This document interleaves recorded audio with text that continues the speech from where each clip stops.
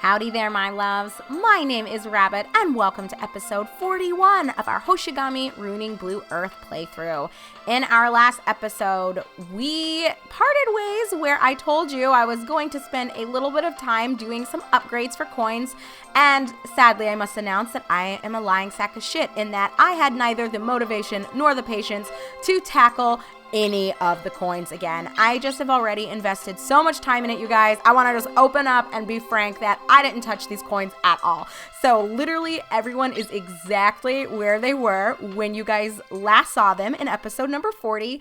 And it's a little bit unfortunate, I guess, because we do have a couple of newer recruits who have a few coins that aren't quite up to speed. So for example, Elena has the level 2 EMA coin, guys, which is garbage. It's not going to be effective in anything we tackle. However, I've done a pretty good job, I think, up until this point of giving a lot of our recruits fairly OP coins, so I think it's going to balance out, and we've still got quite a while before we hit that ceiling. So that's the justification I used anyway to not, Blee is level 4, my bad, not level 5, but Guys is, yes, okay, Guys is certainly level 2, my memory's not too bad. So anyway, my point is, I feel like we've got a while before we're going to really hit that wall where we need to be super concerned about what's happening in that level 4.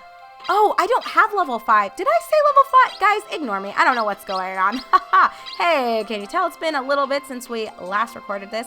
I did knock out some Jade Cocoon too between our recording session, our last one for this one, and when I am sitting here to record with you right now. It is officially 2018, so Happy New Year to all of you. And furthermore, it's my birthday. Hey, can't believe it. It's insane. I'm officially 29, which is as weird to say as it probably is for you guys to acknowledge, because I know most people look at me and think I'm like 21, 22, maybe 23. Nope, I am knocking on 30 now. So the countdown has begun. 365 days to my 30th birthday begins today. It's kind of a weird feeling, but nevertheless, so the point of what I was saying earlier, we'll talk a little bit more about the new year and me when we kind of move forward, but just to finish up this recap and my explanation of the coins and my justification, honestly, for not devoting time to upgrading them, I feel like we're okay, and there's a little bit of balance with how strong certain coins are with how weak some of our other ones are. So I'm not going to worry about it now. It just takes too much time, you guys. I will tackle it maybe at the end of this recording session, or perhaps between episodes. We'll see how I feel. So there is that. As for a specific story-based recap, we did make our way through Hephaestus' tower to collect the weapons that Chroma had so kindly created for us. Unfortunately, she was derptastic and allowed Sajiri, I believe, yes, Sajiri, not Sly, to steal all of them. So I was not a fan of this quest at all. I think it was poor game design to do this, but we had to go back through every fucking floor in Hephaestus' tower. By the way, 30 floors, not just 20 like the Towers of Trial, so that was super obnoxious, but we did collect every single one of the weapons that Chroma did create. Unfortunately, we were unable to recruit her just due to an early dialogue option that I had selected when we first encountered her. If you care a lot about recruiting her, then you can absolutely reload, especially if you alternate saves like I do, which I would recommend for any game that you're playing, just in case you do mess up things like that. So I didn't think it was worth it to go back and redo the hours and hours that had transpired between my two saves, but if you want to, you can go ahead and do that and look at a guide at what you need to say to set her up to be recruited at this point. One thing I did want to follow up with you guys about was all of the weapons have a Chroma version except for the ring, or so I thought, but it did turn out that if you had recruited Chroma, she is carrying her version of, so like the little bunny ear icon that you're seeing by these weapons, Chroma has the ring version of that. So if you really were wanting that and you didn't really care about Chroma either way, you could still recruit her just for the sake of getting the ring. Again, I don't think it's that important, so I didn't reload and do that. I don't know. I don't think it's worth it at this point. We're so far into this game. We've got a decent enough squad in tow already. I like the group that we've got. So that is everything that happened, all the choices that I made. We are officially ready to head forward into the Kamdell Desert. As you are aware, our ultimate goal is to head to the Temple of Fire, where I am going to forecast and predict that we will have the position to recruit this priest, because we've already acquired Sophados, who represents Kashi/Wind. And we also got Leia, who represents Zenith and water/ice, or I guess ice is technically an offshoot of water. So pretty much the same thing. Anyway, that's it for recaps, choices that I made, choices I didn't make, and where we're kind of coming back into everything. So hope all's been well with you guys. I am off to a really good start for my new year, but again, we'll talk about all of that and my birthday here in just a second. Let's kickstart everything with a member of the Tucci Tribe saying, "Who are you? This is the sacred land of the Tuchi. Trespassers are not allowed.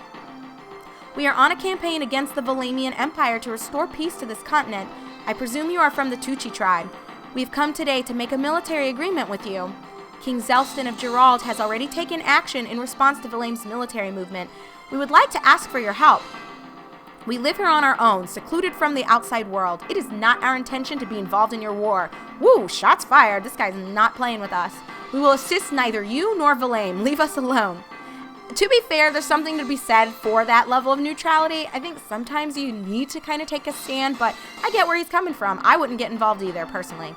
"We will do so as long as you don't support Valame. But would you please allow us to go to the Temple of Fire?" "Temple of Fire? What business do you have there? We've been entrusted with the task of guarding the temple for generations. If you are here to take the temple, you will not leave this place alive." "Wait, we didn't come here to fight." "Prepare to die." Oh, great. So another misunderstanding, but naturally we shouldn't have expected there to just be a free pass through the gate of the Kamdell Desert to the Temple of Fire. I'm predicting this fight will be pretty straightforward and easy. Yeah, it looks like flat terrain, little pockets of the Tuchi folks. But of course, it is coupled with my least favorite track in this entire fucking game. I hate this song. So I think it's safe to say that we will not be dragging this fight out. We're going to kill these assholes as quickly as fucking possible. Actually, you know what I'm going to do? I'm going to move you here and Leia here. Okay, I think we're set.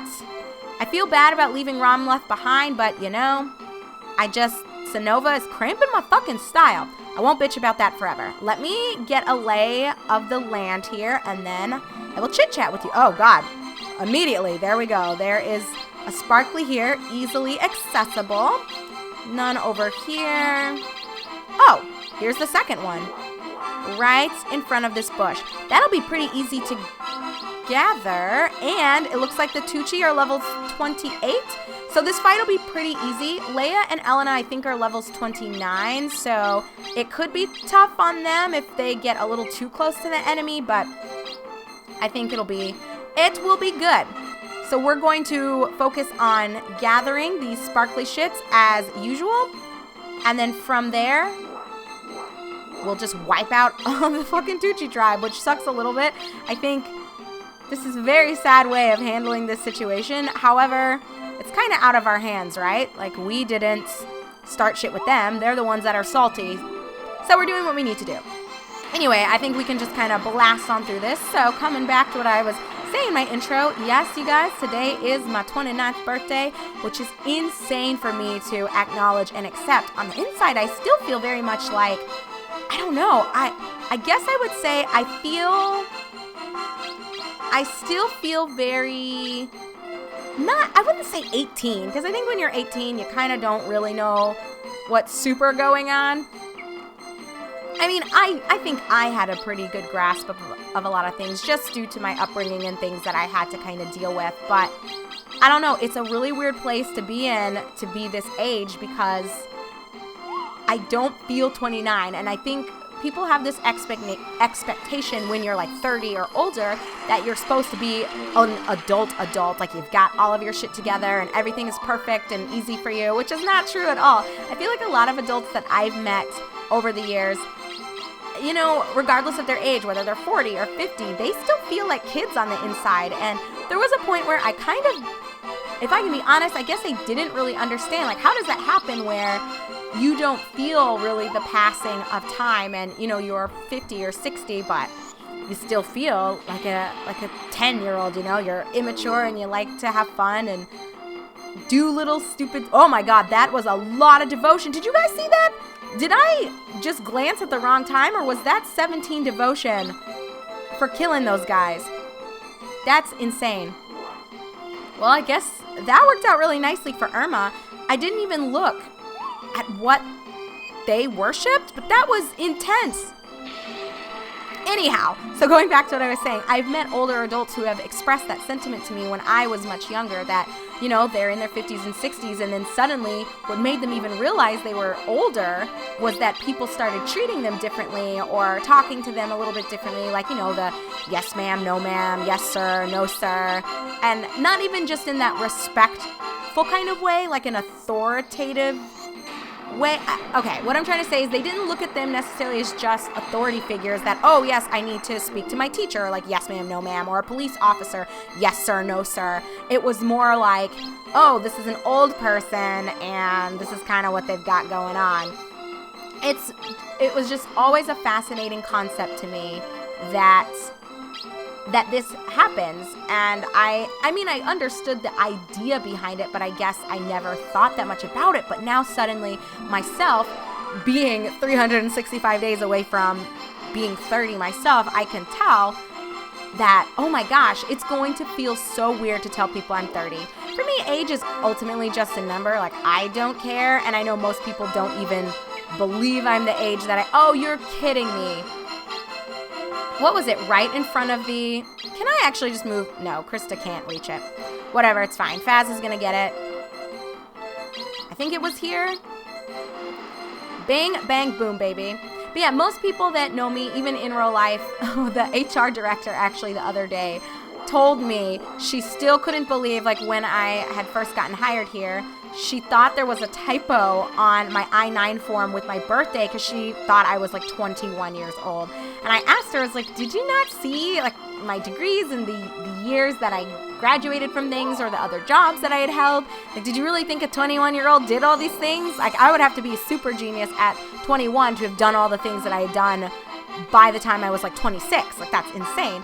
And she said, I guess I just didn't think about it, but you don't look your age, which is a compliment, you know. Hopefully when I'm 50, people will think that I'm like in my 30s. That would be maybe too good to be true. So I don't know if I should really hope for that, but either way, you know what, I'm going to try, you know what, I don't think it's going to work. Let me just leave it as it is. I can move her and have her do the final. Ooh, this is going to be close to getting, yeah, I don't feel comfortable doing that. We're just going to leave it as this, and Irma will take out these guys. But that's everything we needed, y'all. So this will end up being a shorter episode. Hey, that works for me. Nice way to get into it, right? Bing, bang, and boom. But anyway, so hopefully when I'm in my 50s, people will still think I'm in my early 30s. So I try not to be too annoyed by people thinking I'm significantly younger than I am. But simultaneously, it is a weird feeling to be 29. Just like, I still feel, ooh, Ray 10? And a headband. Oh, I've never seen that coin before. That's pretty cool. See, the sparklies, y'all. I think it's worth it to make sure that you've got either the item equipped that allows you to see hidden items, or you put the skill set, I don't even remember what it's called, Hawkeye, Bird's Eye, something like that. It comes through worshiping Gote, I'm pretty sure, because Krista had it. I think it's worth it because you're going to find some really good shit. Anyway, let's turn it back over to Faz, who says, please listen to me. As I said, we didn't come here to fight. We don't want to harm the Tucci Tribe in any way. All I'm asking for is to let us through. Do you truly fight for the sake of this continent? Of course. We are fighting to stop the Valamian Empire, but there is someone who is using this war to destroy the entire continent of Martius. Actually, by using coin find, we're technically doing the same thing, but whatever. To prevent that from happening, we must go to the Temple of Fire. All right. To tell you the truth, the sandstorm surrounding the temple has suddenly stopped, so we came here to investigate. We've not seen such a thing since the time when that man came, and that was when we ran into you. That man? You will find out soon. You may have likewise been chosen by the Temple of Fire. Now then, let me guide you to the temple. Woohoo! Well, that's what we needed. Hopefully they're not going to force us into a cutscene so we can check out this new coin, as well as, oh yeah, baby! Perfect. So it is unlocked. Let me take a quick peek here at this new coin. I don't know who. It doesn't really fucking matter. We're not going to get rid of the cure. I just want to see, what does this do? Cures the target from confusion. I mean, that's not bad, but I am not super into it right now, or it's not one that I'm going to automatically equip. Might be something worth looking into when I'm eventually tinkering with coins some more. We did get a headband. I don't know. Here it is. Whoa! That is nice. Oh my god. Headband that makes the wearer feel strong. Do you guys see the stats? I mean, it's not OP. It's just a minor upgrade from the amulet, but holy shit. Weight goes up by 3, but in exchange for that, you're in evasion, defense, physical as well as magic, attack, physical as well as magic. Everything is going up. This is a nice accessory. Holy crap. So I guess I can look and see, does anyone need the... I wonder if I should get rid of these boots. Because I say that, I just don't know. The jump +1, is that really that important? So Phaedos already has jump +2. I just don't know if it's that needed. Oh, poor Romleth. He's not getting used at all. Oh, it's too bad, but we won't worry too much about it. I guess I'll just keep that on her, and then the amulet can kind of idle there until I make a choice one way or the other. Anyway, friends, that will be it for this episode. I know we kind of blasted on through that fight fairly straightforwardly, which works out nicely for me and kind of supports the point I was making earlier about the coins, that we didn't need to spend the time to upgrade the lower level coins that we have on some of our newer recruits. That's something that I can worry about later on down the line. So when we resume in episode 42, we'll be prepped and ready to head into the Temple of Fire. I've got some other exciting things to share with you guys about 2018, so I can't wait to be in the position to talk a little bit more with you all. So thank you very much for watching. My name is Rabbit, and this is my semi-blind playthrough of Hoshigami Ruining Blue Earth. I'll see you soon, everyone.